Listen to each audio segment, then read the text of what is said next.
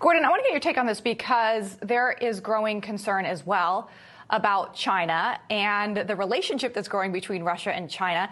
Just this week, Secretary of the Navy raised concern over our inability, the U.S., to keep up with China's naval fleet. According to Carlos Del Toro, China has about 340 ships right now. So that's 40 more than the U.S.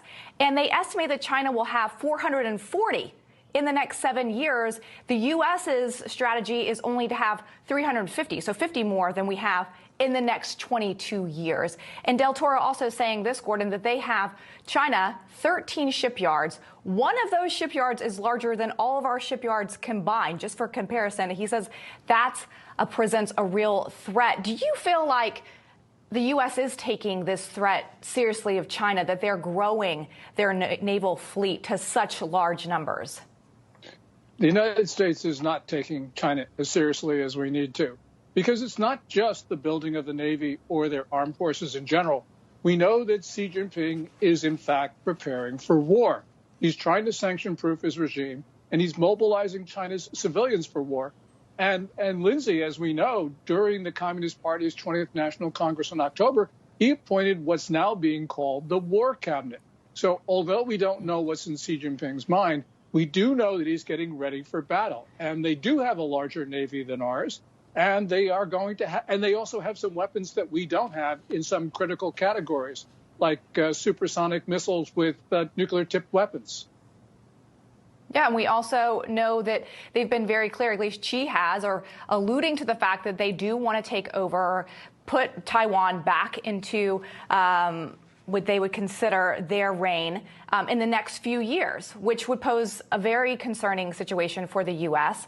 I do want to ask this, though, because tomorrow marks the 1 year of Russia's invasion of Ukraine. And there are reports just this week that China is considering giving Russia arms to help supply weapons to them, to Russia. We're supposed to get intel maybe any day if that is true or not. If that is true, Steve, and China is going to supply Russia with weapons, how should the U.S. respond to that?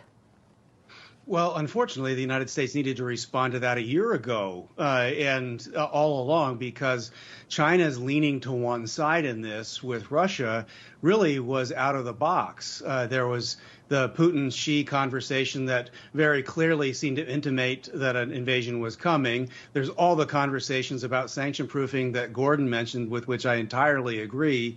And so the material assistance, I think there is some evidence that that also has been happening. If it increases, it just really undermines the efficacy or effectiveness of NATO and the attempt by the United States with Europe to deter any further escalation. That's very damaging to America's credibility in other parts of the world, really undermines the idea that we would have any kind of effective response to China if they chose to move on Taiwan. And given my lifelong friendship with people there, I dearly hope that they are safe and that China is deterred.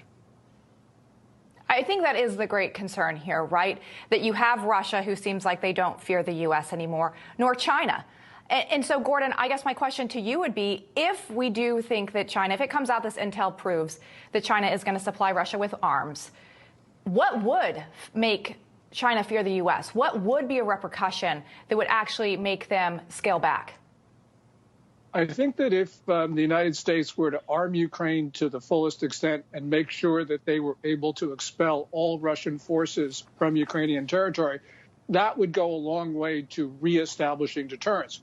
The one thing, Lindsay, that we know, and Steve just intimated this, that China is already supplying lethal assistance to Russia. Every day, according to the Breakingdefence website, an AN-124, which is the world's largest cargo plane, leaves Zhengzhou in central China with ammunition and other high consumption rate items. And also, we know from the very beginning of this war that China has supplied military information to the Russians.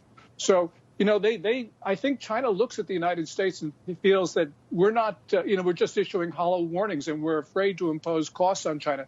We need to impose costs on China. It doesn't matter what they are, but the Chinese need to show, as Steve talked about, political will.